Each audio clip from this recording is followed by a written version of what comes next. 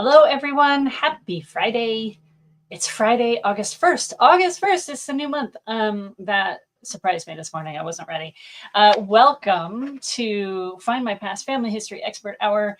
My name is Jen Baldwin. I'm the research specialist at Find My Past, and we have a great session today planned around actually a very significant anniversary that occurred this week. And so we're excited to delve into that and that history and how it impacted our ancestors and how it impacts our research today. So thank you very much for joining us. As always, in the comments, you'll want to introduce yourself if you get a second. If you're comfortable doing that, tell us who you are, where you are, and as per tradition, what the weather is like at your house right now. As we get going and jumping in, we've got Liam in the comments today. Always grateful for our support at here amongst the team at Find My Past. So everybody please say hi to Liam. Hi, Andrea from a cool Stoke-on-Trent. It's good to see you. Let's see. I'm just sorry. I got distracted by the clock. I don't know why. That was odd. So at my house today, it is, I didn't do this ahead of time. I was not that prepared today. It's 65 Fahrenheit. So, and I gotta switch that. That took me far longer than it should have. 18 Celsius. Not too bad, but it's supposed to get, and it's, of course, it's early, right? It's 9 o'clock in the morning here. So it's supposed to get up to, I think, to around 29 and a half today. We'll see. But it should be nice in Colorado today. Where's everybody else? Daphne's in Somerset, of course. It's sunny there. That's good to hear. Gina is in a damp Lincolnshire. Andrew is in Lancashire, overcast but dry for the moment, Andrew says. Alan's in sunny Surrey. Jan is in a pleasant Shropshire. That's a nice way to say that, Jan. Kim is with us, and Sarah is with us, and Andrew and Sally. Fabulous. Oh, and Sally, even from a fairly cheerful Castleford, West Yorkshire, a mining town. Perfect, Sally. I hope I don't get too distracted. My cat has been very eager to play this morning. And believe it or not, she plays fetch. So we throw a particular little toy down the stairs to the basement level, and she brings it back. We do this all day long. So if I get distracted by something at my feet, it's my cat. She just showed up again. She really wants me to throw her toy. I'm going to try and avoid that for the next hour. Right. So today we are going to talk about legal issues, really.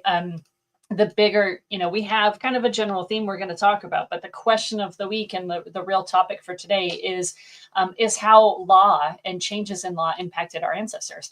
Now, I think a lot of us probably automatically think about things like the suffrage movement, but I want to think about regular old boring routine law, right? Just the usual stuff that happens in government year after year after year. So my question of the week is, have you ever explored how politics and law shaped your ancestors' daily lives? And I really mean top level. Parliament passes something and it filters down across the country, and how did that impact them? Whether it's an economic question or a question of occupation or industry, which is what we're going to talk about today, or it's a question of, national security, maybe. How did these kinds of everyday legal decisions impact our ancestors? And we could go, a million different directions with this. Today, we're just going to talk about this one particular situation around a change in mining law, but it's a good example of how it directly impacted the daily lives of our ancestors and the people across the country. So we're gonna work our way to that. Let's see. Rosie saying none of her family were miners, but there's mines where she now lives. That's okay, because this question of today is yes, we're going to talk about the 1900 Mines Act, but that's not obviously the only thing that would have impacted our ancestors. So this is just one example out of thousands of possibilities, maybe even millions. So as you guys start getting into the question of the week, and you're off and running on your chat, it looks like, which is nice. It's always good to see you guys always talking to each other throughout the whole hour. It's a lot of fun. So please do continue that. I'm going to get my slides up on the screen, and we're going to talk about childhood law. Let me see if I can make this work the way it's supposed to. I don't know what you guys are seeing right now. I think it's the wrong screen. I hope that looks okay. I can't see my monitor anymore because of PowerPoint. Liam, could you please do me a favor and let me know if that looks okay? And if not, I'll switch it back. That would be great. All right, so we're going to talk about, today we're going to talk about about 1900 and the Mines Act. We have creatively called it the day childhood came up for air. It is an incredibly important piece of legislation for the protection of children and how they were seen under the law in terms of labor law. So it's a very important moment. Oh, question of the week still. Okay, hang on. Let me drop the question of the week. Yeah, because we don't want that. Guys, I'm going to get this. I'm going to get it together. All right. Let's try that. Thanks, Liam. All right, so that should be good. All right, cool.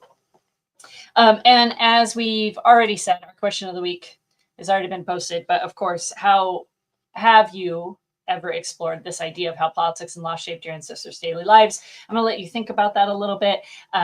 Liam tells me I'm all sorted on the screen, so that's great. And of course, as per usual, we're going to kind of go through some of our records that we released recently, some newspaper content.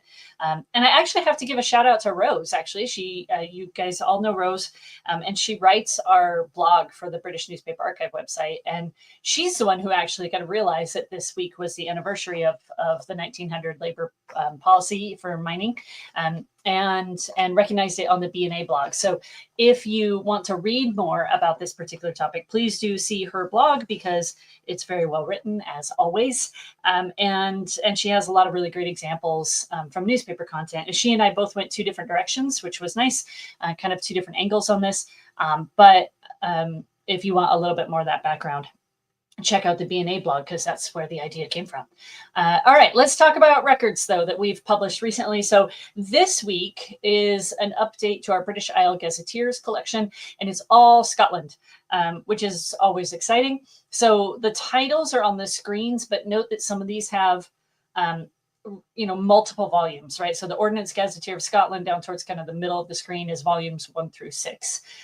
These, as gazetteers always are, filled with lovely descriptions, really wonderful content in terms of illustrations, just written descriptions, but also maps. You guys know I love my maps. So please play around with these.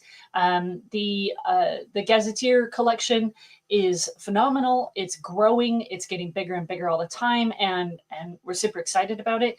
So this week is specifically Scotland updates, and it's a great opportunity to kind of get into some of that historical context.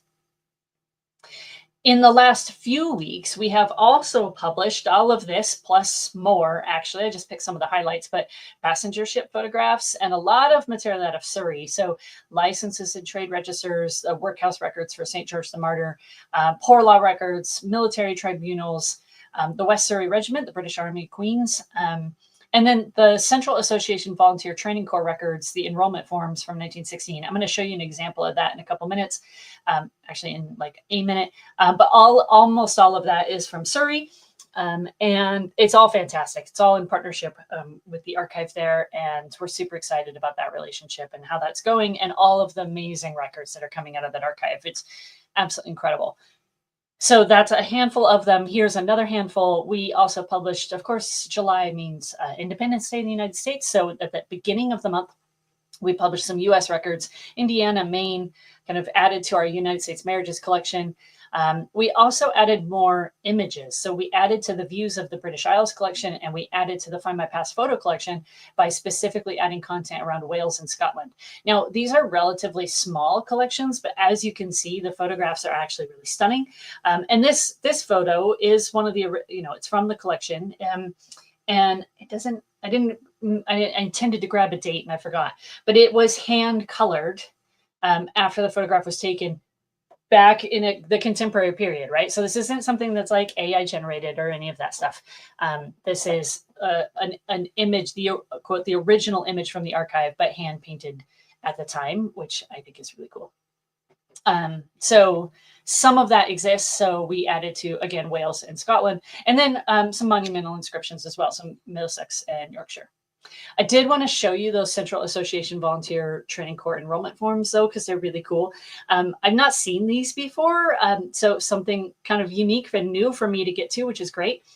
Of course, the Volunteer Training Corps we know about, right? National organization, and volunteers were men of military age, so 17 and older, who were often employed in occupations that were considered necessary to the war effort. So they couldn't serve in the armed forces, but they wanted to do their bit. And so we have the enrollment forms from 1916, again, in partnership with the archive, really fantastic record set. And if you look at what's included here, the records are actually really cool. So this one is for a man named Ernest Cooper. It's got his address, his marital status, if they have any children, age, height, and chest measurements, right? Like a typical military record. And then a reason for not joining, any previous military training, his occupation, whether they possess a house, motor car, motor van, motorcycle, or bicycle, which I absolutely love that question, right? Of course, it's important for the task at hand, but it's also just such a cool addition to like your family story and like that little tidbit of information, right? I love it. And then, of course, their signature.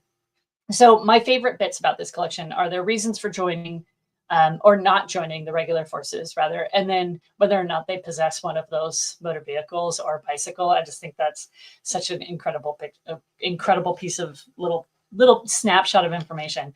I just think that's awesome. Okay, that's enough. I've said that like 3 times. Let's move into newspapers. Now, I'm just showing you what we published this week because, as you all know, we publish newspapers just at an astounding rate. So our new titles include the Brighton Examiner, the Coventry Independent, Enfield Gazette, the Isle of Man Courier, Mid-Surrey Times, the Press and Guardian, Ripley Advertiser. That's just what we published new this week. And then, of course, our updated titles, as you all know, is just a massive list. So again, this is just from this week, but we've got Aberdeen and Belfast and Cork and the East African Standard, which is a really cool one. Kentish Independent, Glasgow. We've got Middlesex and Preston and South Wales and Waterford and Wexford and Woking. It's just a massive list. Please do follow along on the British Newspaper Archive blog or on the Findmypast blog, where we tell you all about new newspapers every week. It's almost so fast that you can't keep up. And even as someone who uses the newspapers every day and I'm in the records all the time, it's almost just overwhelming. You have to go back and do newspaper searches like at least once a month on like your standard people and your standard topics, just to make sure that there's nothing new that's popped up. But it's super exciting. A newspaper team is phenomenal, and I wish I could give them all trophies because they deserve it. All right, let's talk about then our question of the week and how it relates to our genealogy and what it means to kind of study law. So I'm going to give you just a very quick overview. Some of this you are all going to know, because mining is such a big and important industry, right? And has been historically. And we're talking about huge numbers of people. So when something like a new act comes around that impacts that industry, then it's a really significant moment, right, for every family that's involved. So this week is 125 years since the passing of the Mines Prohibition of Child Labor Underground Act 1900. This act follows and I realize that my photo is going over the text. Sorry about that. It follows the raising of the school leaving age to 12, which happens in 1899. So 1899, they pass a law that says you have to go to school all the way through age 12. And of course, represents a huge milestone in the eradication of child labor just as a whole. This law bans children under the age of 13 from working underground in mines. So this is a very important moment in kind of mining history. But we do want to understand context around this law and how we get to this point in order to really understand the impact from an individual standpoint, right? So as we all know, of course, mining is just a massive industry. It's coal production, of course, is the driving force of the Industrial Revolution. Coal fields are scattered all across Great Britain, and coal production increases significantly over the decades. So if you look at like all the way back to 1780, they were bringing in 5 million tons of coal. By the time we get to the outbreak of the Great War, we hit our peak nationally at 273 million tons annually of coal. And yes, I'm reading from notes because those are big numbers and it's hard to remember. The mines themselves were, of course, geographically dependent, and there were 2,500 known mines across Britain. Most were independently owned and operated. Now, if you want to know a bit about how mining worked, which I actually do recommend if this is part of your family tree, family history, this publication that you're looking at right now on the screen is actually incredibly useful. Especially for understanding the mechanics of the industry. So that's the title that you're looking at, Mines and Miners or Underground Life, translated, adapted, et cetera, et cetera. It's actually a French publication, but it's available online. That URL is down at the bottom. It is really useful for understanding the mechanics of the industry, and it has a lot of maps. So as you can see, this map of the coal fields of Great Britain is just kind of a generic one. But then when you zoom in, you get all of this little detail from this publication. And it's just actually a really, really well done work, and very helpful for people who are maybe just getting started in this arena, or understand that their ancestor was working in coal or working in a mine, but doesn't really know exactly what that means or how it all operated or what did it really look like, what did they actually do. This is a great publication to get you going. So if we kind of move through our historical timeline a bit, so we look at 1844, right? So 56 years before this law is passed, there are 19,000 men and 11,000 women and children employed in just the Cornish mines. Now, that's just the Cornish mines, right? So think about that from a national perspective. Below ground, men and boys 12 years and older almost exclusively, right? So there's, of course, no women, and it's 12 years is kind of the limit and where they're sitting. Above ground work is done by girls and children and was considered as to be very wholesome work, right? That's a quote. And so this was definitely an occupation that was seen as essential and respectable to a certain degree, right? If you were a certain class person, working in a mine was definitely something that was socially accepted. By 1841, there are approximately 216,000 people across the country that classified themselves as mine workers, and they average 11 to 12 hours a day underground. So the situation for them is cramped and it's wet, it's hot, right? It's dusty, they had poor ventilation, flooding is a constant threat. Mines are propped up with timber, which often collapsed. Workers could be trapped underground. They could be suffocated, exposed to gas poisoning, explosions, or heavy machinery accidents. So some of these, individuals are spending hours and hours and hours in very cramped conditions, often laying on the ground, cutting the coal with a pickaxe. It's very difficult work. It's dark. It's uncomfortable. He's working by candlelight. All of these things, right? And we probably all have kind of a mental vision of what that looks like, but there are illustrations and drawings available through a number of academic resources and newspapers and that kind of thing. In the living situation, right? They're almost all in lodging houses. Those are very common. They're usually around 18 feet long, 13 feet wide. And again, this is in the Cornish mines specifically. They accommodate 42 men and 14 boys, all on bunk beds. So it's not a comfortable place to be, right? No matter what angle you kind of look at, whether it's kind of your sleeping arrangements all the way down to the actual work itself. Now, all of this information that you're looking at right now on the screen comes from a book by Frederick Ingalls, The Condition of the Working Class in England in 1844. It is an absolute iconic piece of work. And if you are interested in working class situation really anytime during the Victorian era, it's a must-have for your reference shelf. It is one that I have now read a couple of times. Frederick Ingalls came to England, basically did a tour, wrote this book of his observations, and it's one of the first real studies of the working class across the country ever published.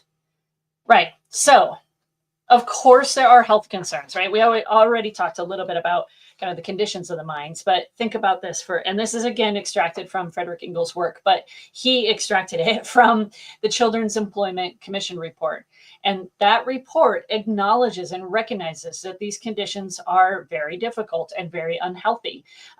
There's climbing up and down of ladders.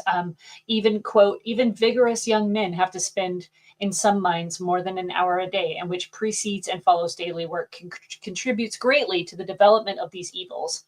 So that men who begin this work in early youth are far from reaching the stature of women who work above ground.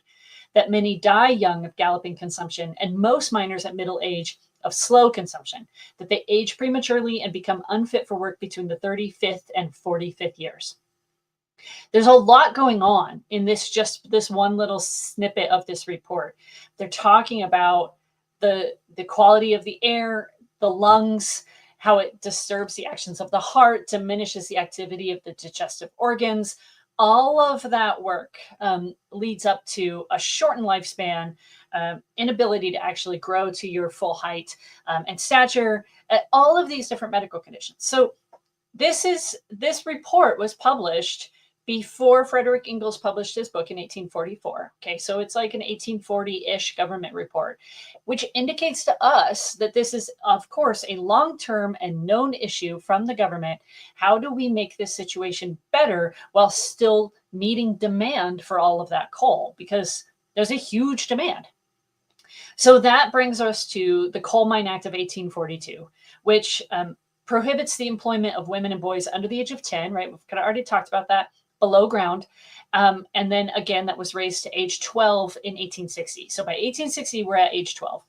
But enforcement of the policy was very light for many years. And in 1851, in the census, there are still 32,000 boys under 15 who were reported in English and Welsh mines, and another 26,000 30 years later in 1881. So even over the course of several decades, this issue of children working in the mines is not really declining, and health conditions certainly remain the same.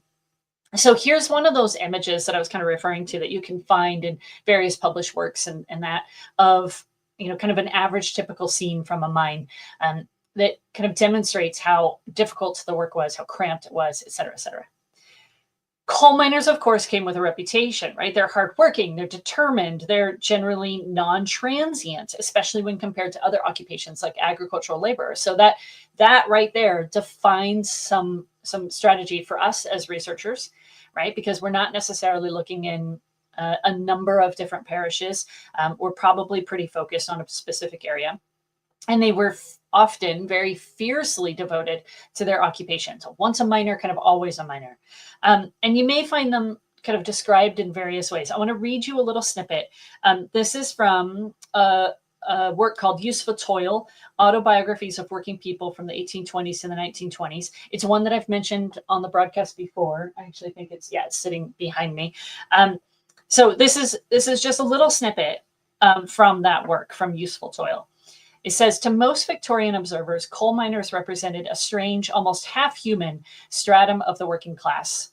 Pugnacious, brutalized by their lives of grimy toil, inhabiting isolated communities which, in leisure time, became dens of drunkenness and savage sports. A few praised the miners' courage and resourcefulness in a dangerous occupation where accidents were a daily occurrence, and the plight of women and young children in the mines early aroused humanitarian concern. There is a social implication and a social view of this hardworking, socially acceptable work, but at the same time, with this reputation for, quote, drunkenness and savage sports. These are men that are seen as fierce, loyal, but also someone you don't mix with, right? If you are of an upper class, upper middle class to upper class, you just do, these two populations never meet. It's a really interesting dichotomy because there's all of these people around the country who absolutely recognize we need them. And we're just going to allow them to kind of do what they do and be who they are because we need the coal so badly. It's a really interesting angle on Victorian history, actually, because it's quite opposite than what a lot of other like occupations with bad reputations are, how they're seen and handled by society. So of course that leads us to accidents. And I promise we're getting to that 1900 law, but we're building the story and building the picture. Accidents, of course, were prominent. The work is very dangerous. Several of them were notably severe. This is just a few that I've put on the screen that were particularly bad, right?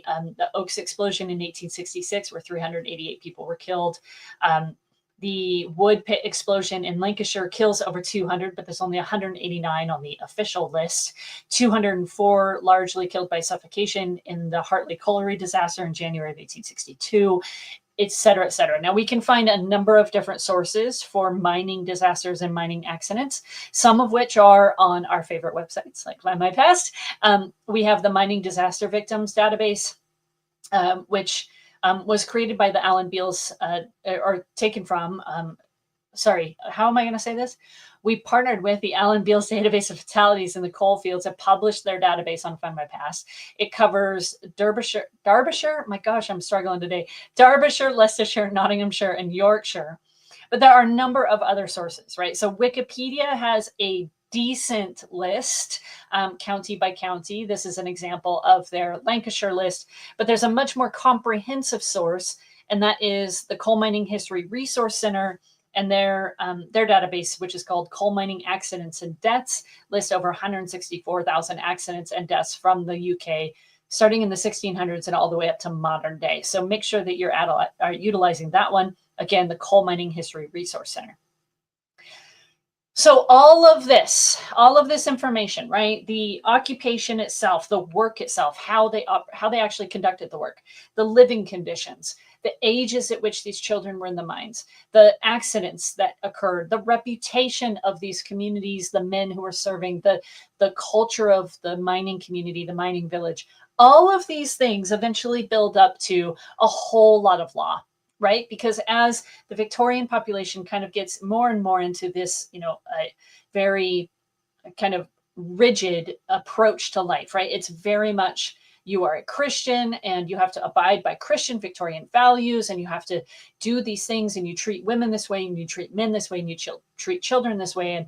And as that becomes more and more rigid and becomes more and more ingrained in society, then the law follows that route, right? So we've got a number of regulations that come into play that lead us to this 1900 Mines Act. 1842 is the Mines and Collieries Act. It prohibits all girls and women from working underground, sets a minimum age of 10 for boys. 1850 is the Coal Mines Inspection Act, which requires the appointment of government mine inspectors to report back to the Home Office. Also introduces basic safety improvements, including ventilation and lighting. And then in 1860, we get the Coal Mines Regulation Act, which raises the minimum working age for boys to up to the age 12, though there are exceptions. It strengthens safety rules, gives miners the right to appoint a checkweighman to verify coal weight for pay, and that's a whole nother really interesting topic. But mine owners retain the rights to dismiss them. So they're not only trying to protect workers, but they're also trying to kind of balance how people get paid and make it a little bit more fair. Now, let's go back to that 1860 Act, because there are exceptions to the working age for boys. So boys between 10 and 12 could work in a mine if a schoolmaster documented that they could read and write, or if they attended school for 6 hours per week at the same time that they were working in the mine. So if you could show that you were actively attending school, or you could already read and write, and that was documented by a schoolmaster, then you were allowed to work if you were younger than 12. By the late 19th century, child labor, of course, underground is still very common in many mining communities, despite all of the earlier attempts at reform. This work is dangerous, it's exhausting, it's often fatal. And so we finally get to the 1900 Act, which marks this big turning point in child labor. So here we go. So this 1900 Mines Act, the Prohibition of Child Labor Underground Act, limits nationally, any boy under age 13 could no longer work underground in a mine, period.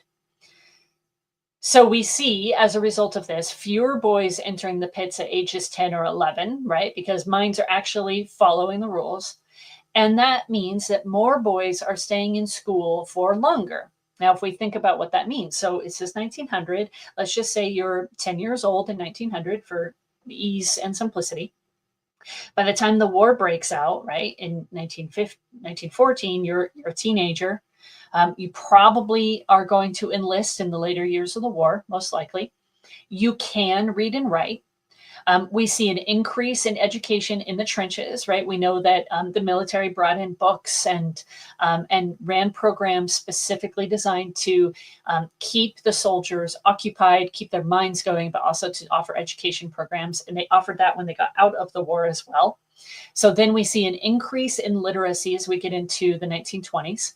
And then we start to see all those other social and political changes, right, that happened over the 1920s and 30s. We see the Depression, then we see World War II. Like this act partially plays a part in setting up a more literate and educated population across the whole of the country, right? So we see kind of one act in this example. There are others, of course, that impact other areas of occupation and work and other areas of the social strata that just have this ripple effect across the population. By the time we get to the 1921 census or the 1939 register, the literacy rate is incredibly improved, right? It's vastly different than it was 50 years ago. And it's these types of government policies that play a part into that larger story.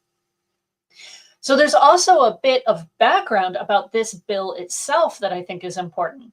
And in that yellow box, I kind of describe it, and I'll try to summarize quickly as I can. But essentially, the act is introduced into the House of Lords, and the person who introduces it, a man named Mr. Robson, explicitly references the previous commitments that England made during the International Conference on Labor, which was held in 1890 in Berlin, so a full decade earlier. The conference, because of all of the countries that participates, most of Europe, the United States, etc., the conference kind of creates this moral and diplomatic pressure socially around all of these Western countries to align their national labor laws to, especially around the topics of minimum wage ages for child labor, working hours for women and children, nighttime work restrictions, and then factory inspections. All are discussed really heavily at this conference. And the UK goes in and makes these kind of big promises and says, yes, we will abide by this. We agree to this. We will align with all of these other countries. But by 1900, they hadn't really done any of it yet. So partially as a result of this kind of social international pressure, we get the 1900 Mines Prohibition of Child Labor Underground Act. And you can see that demonstrated across newspapers in particular, right? When they talk about the act, they talk about the debates in Parliament, they specifically reference this International Labor Congress that was in Berlin a decade ago, to which the government essentially makes, kind of, even if they were vague, but makes promises at that conference, but hadn't yet acted on very much legislation in order to actually fulfill that. And so as they're going into kind of this new century and this new world of international diplomacy handled in different ways, right? That's what the turn of the century was. A lot of people internationally were thinking along those lines of how do we settle disputes without actually going to war all the time? All of those kinds of things are changing. And so we have this international conference in 1890 where they make kind of these big sweeping statements about labor and especially about women and children. And then it actually is on each individual government. And by the time we get to 1900, Great Britain is essentially kind of falling behind on the promises made at that conference. So they're saying this is a way for us to fulfill these international promises and be a leader in this space. So we need this and a big sweeping act that actually addresses some of these questions. When we think about the idea of politics and law impacting our ancestors, it's not just about what happened on the day it was signed, and it's not just about what happens in the immediate years afterwards. It's also how the country sees their government, right? Oh, we went to this conference 10 years ago. We kind of failed to fulfill these promises. Well, if that's an important issue to you as a voter, that may impact the next election, right? That may be something that you're watching for, waiting for. Especially if you are a mine operator who maybe doesn't want these regulations to go into play, right? I'm just kind of hypothesizing here. If you are someone who is a teacher and you're really hoping that your little village of people will be better educated, this issue is also very important to you because you want more kids in school, right? Or if you are maybe in the medical field and you want to see less mining victims that are under 12 years old, maybe this is important to you, right? So there's all these different angles that we can look at this issue from all these different sides, right? So when we talk about a particular law being important to our ancestors, we're not just saying it's important to the people it directly affected. There's all these other industries and layers of life that this is valuable to, right? In one way or another.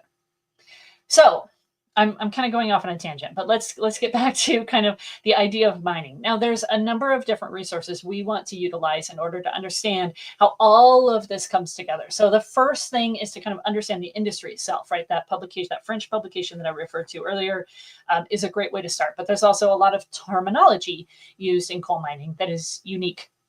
Again, I'm going to refer you to Wikipedia. They have a pretty decent list. As you get into this topic, if you really study mining, no matter where you are in the world, you start to kind of pick these things up and you realize that there's a whole different vocabulary around mining and specific vocabulary for coal mining and other types of mining, surface mining, etc. Now, of course, in the UK, there are a huge number of resources that you can go to, and I've only listed a few. So, if your favorite museum or something isn't on this list, please don't react to negatively, but do put them in the comments because we'd love to see what your recommendations are. But obviously, the National Coal Mining Museum is a big one. There are a couple of places that specifically have good records, like the Northern Mine Research Society, the National Association of Mining History Organizations, the National Union of Mine Workers might be helpful for all of us, et cetera, et cetera. A lot of these regions are going to have smaller museums that really speak to the local story. Please do visit those. Get out into the world of your ancestors and go to the museums and historical societies and other sites that kind of keep this history alive for all of us. So we started all of this with the question of the week, which is how have you explored politics and law that shaped your ancestors' daily lives? And we want to think about that from a huge range of topics. There is one book that I highly recommend, and it's the covers here on the screen, Law and Society in England from 1750 to 1950. It is a big one. It's a good 2 inches thick. It is an attempt to take laws that impacted the regular people, the regular population, and turn those laws into plain English so that those of us without a law degree can actually understand the impact. It can get pricey depending on where you find it at. So look for a copy at your local library or ask your library to pick up a copy maybe. It is an incredibly helpful book. I actually invested in it probably a couple years ago now, and I refer to it consistently, I mean, all the time, to try and understand the implications of a particular piece of legislation or a particular moment in time. It's not just about occupation things. It's also things like, how did marriage law impact women and men? How did abortion law impact people, and crime, and like all of these different topics? So try to find a copy of this book if you're interested in kind of going deeper into this topic. But again, it can get quite expensive. So definitely try to find it in a library or something. All right, I'm going to stop sharing because I've just been talking for ages and see what the comments are. Oh my gosh, there's so many comments. Okay, we're going to go back to the top and we're going to see. I don't know. I hope that kind of stuff is interesting to all of you. So yeah, big shout out to Rose. That's good. Oh, Liam, thank you for sharing Rose's blog post. That's great. Okay, let's see. I'm getting to questions of the week. So Andrew says the act that came in around the start of Victoria's reign moved quite a few of my ancestors' children from the pits to the mills. Yeah, see, great. Andrew's on the right path, definitely. Ellen, the U.S. 18th Amendment, that's a big one.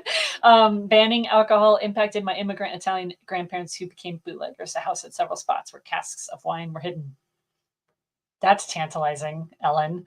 Oh boy. I want to talk about that a lot. My immediate thought is what happened after the 18th Amendment was reversed, right? And what did they do next? And who were their customers? Like I really want to know that part too. Okay, Kim with the question of the week. My second great grandfather's cousin was Sir Reginald Hanson, MP from Marylebone in the late 1800s. He was also a member of the London School Board. So fab. So you have a direct route into some of the people who created laws and changed laws. But how did their decisions impact the rest of the community and the people around them? I would definitely want to know more about that. Oh my gosh, Heather's really on a train? No, not Heather. Karen's on a train. Goodness. Thanks for coming. Thanks for tuning in, Karen. That's cool. Okay, let's see. Okay. Oh, she's off the train, but probably not with us anymore. Okay. You can see I'm literally just going through the chronological order. Okay, Nikki, with the question of the week, I have found some of the men in my tree voted in the polling books of the pre-Victorian period. Fab. That's excellent. You have to do a bit further digging to find out what the candidate stood for. Yep. But it helps to give you an idea of whether your ancestor was an upholder of the aristocracy and the status quo or radical. I could not agree more, Nikki. I think poll books are fabulous, and I wish that more existed and they hadn't been destroyed. There's a whole big story around poll books. If you're not familiar with that type of record, Google it. But absolutely an incredibly valuable resource. You can also find that a lot of poll books or poll results were published in newspapers immediately afterwards, and you'll find a lot about the candidates in newspapers as well. So do make sure that you're looking there as well if you're looking at poll books. I think they're absolutely brilliant. I'm really hoping that we at Findmypast can get more of them. I don't know if that's going to be possible or not, but we'd really, really love to. They're excellent records. Yeah, that's great. Andrew found over 200 coal shafts in just their town alone. Yeah. So I'm also in an area where there's a lot of abandoned mines, and the Rocky Mountains are full of stories of mining escapades, we'll say it that way.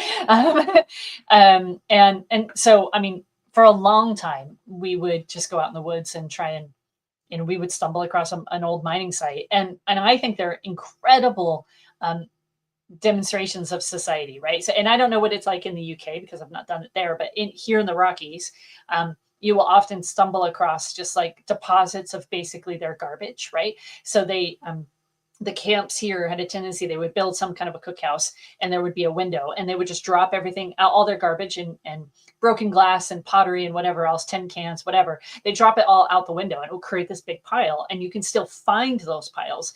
And if you have the passion for it, you can sit and kind of poke through and be like, what kind of products were they using? And those garbage piles tell an incredible story of that little community that may have only existed for a year or two.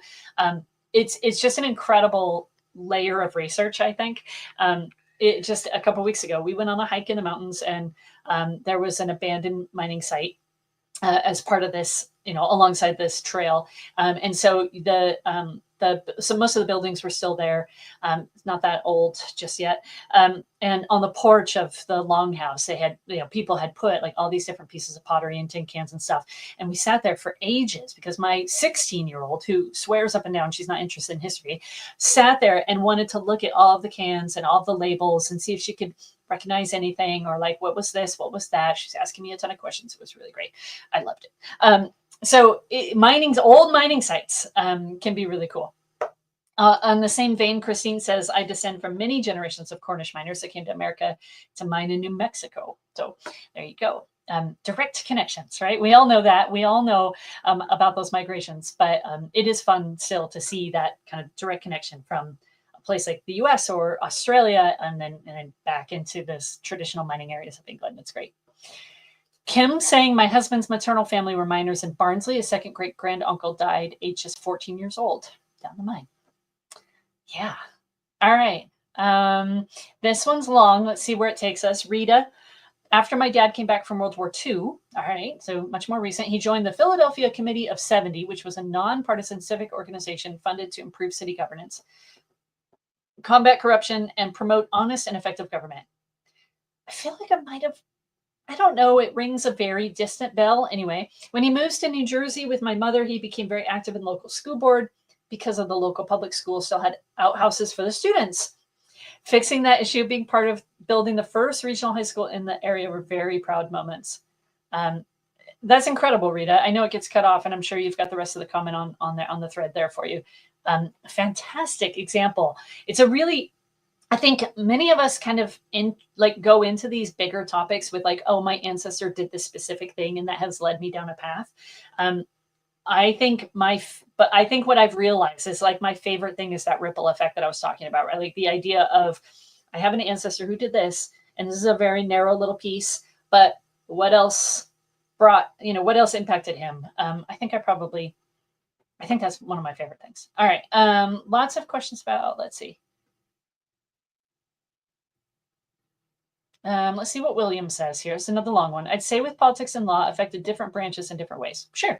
Depending on how you see politics and law. As with my ancestors who were internees in China in World War II, then that was wartime politics and law that affected their lives. Yeah, of course. Yeah. It's all very seasonal, right? With other relatives who were farmers, politics and law that affected the industry would have played a big part in their lives. Yes. Yes, exactly. Yeah, absolutely. Oh, this is a good recommendation, Jan. Yeah, absolutely agree with this. Reading George Orwell's The Road to Wigan Pier documents the terrible working conditions of miners. Absolutely. Definitely another one to put on your shelf or to access for sure. Okay. Victoria forgot it was Friday. Victoria, how do you forget it's Friday? Just kidding. All right. Oh, this is nice. Pickles. Thank you very much. Beautifully. I don't know at what point I was talking or what I was talking about when you made this comment.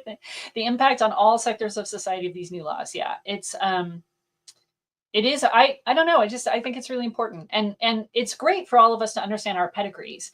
But if we don't understand the big picture of what was happening locally, regionally, from a county level, from a national level, from an international level, I think we're missing a bit of the story. Maybe even sometimes a lot of the story.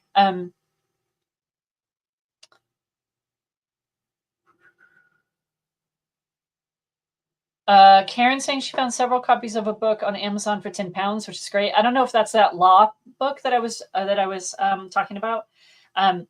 If that is the case, I'm jealous, number one, because I paid a lot more than £10.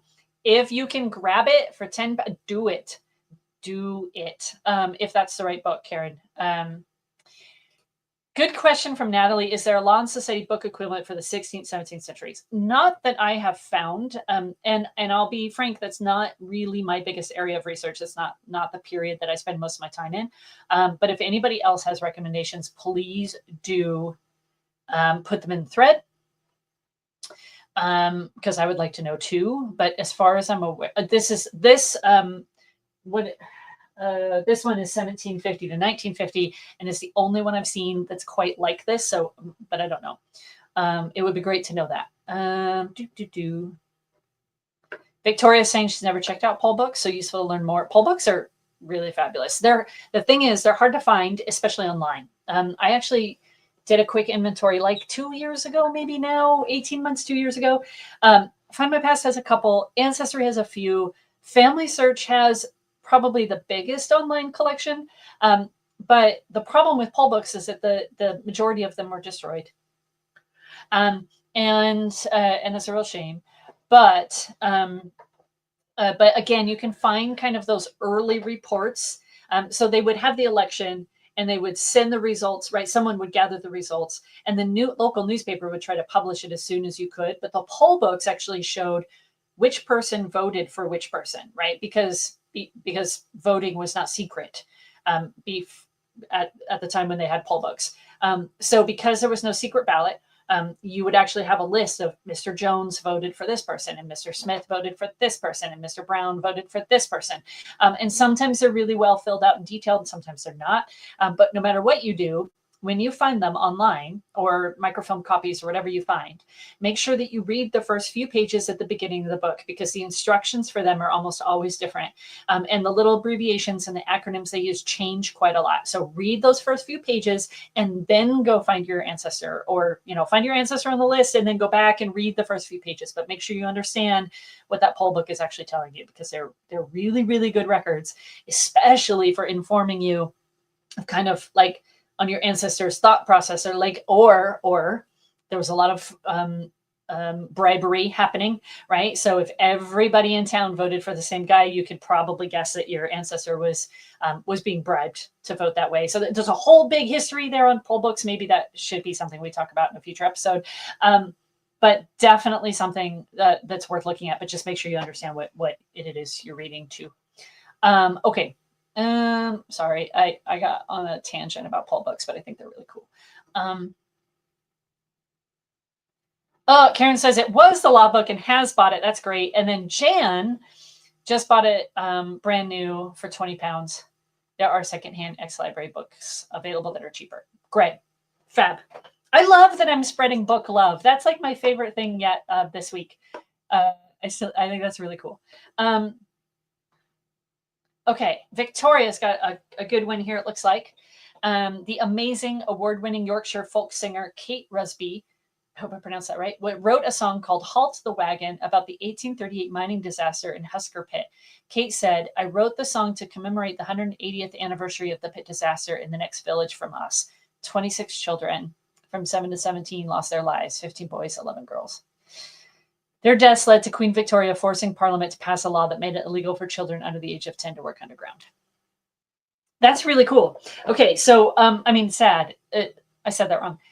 The idea of having a folk singer write a song about this incident is really great. I really appreciate that artists work to preserve our history in that form. I said that really slowly, but I was trying to think through my words. I think that seeking out art in history is a really phenomenal way to understand our ancestors, right? So I think about the masses of poetry that came out of the trenches in World War I. I've started to collect those because I just think it's a really unique and very emotional and very impactful way to understand that experience. So when you tell me things like this, that Kate Rusby wrote this song, I am definitely going to go look this up. I think music ties us to our past as well. Yesterday I was listening to some Irish traditional music, and I just had a moment where I was like, I was researching a World War I person, and the song was about World War I, and I was just like, okay, I'm going to just take a deep breath because this is hitting home for sure. I think that this may be another topic for a session, because the idea of exploring art in our study of our ancestors, I think, is something that also is overlooked. So thank you, Victoria, for sharing this. I think that's really powerful. I'm gonna make sure that I'm actually gonna take a screenshot of your comment so I don't lose it, so that I can remember the name of the artist and the song. Thank you very much. Okay. Oh, and Liam's dad loves Kate Rusby. So if Liam's family likes Kate Rusby, then we all must go listen. I love it. It was the green fields of France. It was. And I love that song, and it's such a beautiful piece. And I know every word. But yesterday it just hit me just right in the feels. Yeah. All right. And Natalie tells us, thanks to ChatGPT, Christopher W. Brooks and his work, Law, Politics, and Society in Early Modern England from Cambridge, as a similar book, but it ends in 1640, so there's a gap. Good suggestion. Thanks very much. Law, Politics, and Society, Early Modern England. I feel like that title's really familiar, but maybe I'm just, I don't know. Who knows? Anyway, great. Everybody grab that comment as well. Make sure that if you're interested in that early period, I am actually going to take another screenshot while I talk to make sure that book is on my list. Hopefully, other people can find other recommendations for books as well. Okay. Whew. Let me take a sip of water. It's almost the top of the hour, which is crazy. That went so fast. So let's tie this all up and bring it home, right? Let's summarize for ourselves. So We have new records and new newspapers to explore. If you're doing any Scottish research, make sure you take a look at those gazetteers because they're absolutely gorgeous. And they have maps. If you are interested in county records, specifically, I got to pull my list back up, particularly Surrey, make sure that you're monitoring our new records because that partnership is just generating so many different types of records, and it's really exciting. And there's a lot of opportunity there for research.